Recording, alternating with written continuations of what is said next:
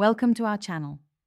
If you want to sign up for Fire TV Cube, follow these step-by-step instructions to create your account and start enjoying the service.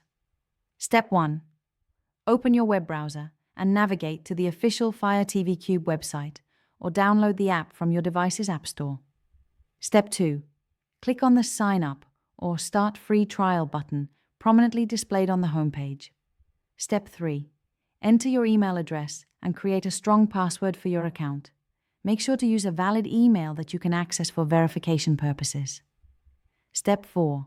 Provide your personal information, including your name and payment details.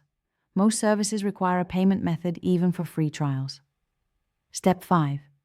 Choose your subscription plan from the available options. Review the features and pricing of each plan carefully before making your selection. Step 6. Review the terms of service and privacy policy, then click the checkbox to agree to the terms and conditions. Step 7. Complete the verification process by checking your email for a confirmation link and clicking on it to verify your account. Step 8. Log in to your new account using your credentials and start exploring the platform. You can now customize your profile and begin using Fire TV Cube.